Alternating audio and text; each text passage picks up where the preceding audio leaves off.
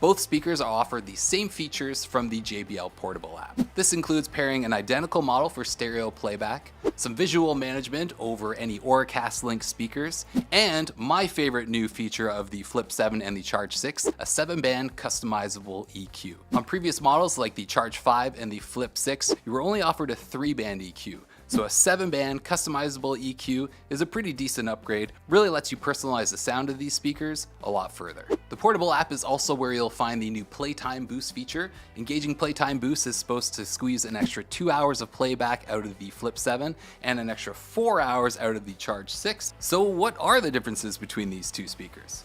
Well, the Charge 6 is essentially the bigger sibling to the Flip 7. The Charge 6 now offers 45 watts of output and 28 hours of playback off a single charge, while the Flip 7 provides 35 watts of output and 16 hours of playback off a single charge. So there's one advantage to having a bigger enclosure, more room for a bigger battery.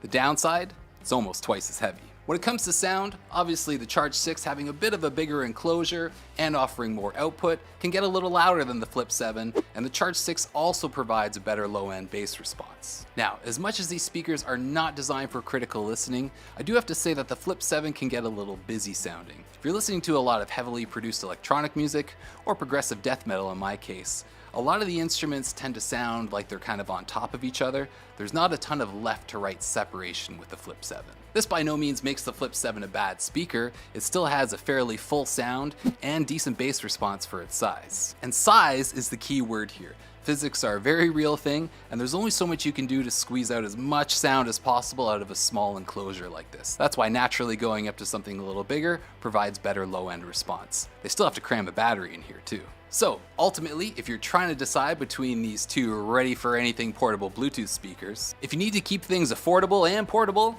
the Flip 7 is the way to go. It easily fits into a bag or backpack and offers good sound and decent battery life. When it's just you and a few friends, hanging out on the back deck, having a picnic in the park, or maybe just for personal listening around the house in your living room, the Flip 7 is up to the task. But if you're not concerned about portability, maybe you're just super strong, and you want something with a bit more bass and a bit more output, maybe you're entertaining often, the Charge 6 is the way to go. As mentioned at the start of this video, I am a Charge fan. I've been using a Charge 5 for a number of years. I take it camping, I take it to the lake, so if I do happen to lose it at the bottom of said lake, I will be making the upgrade to the Charge 6 when the timing is right.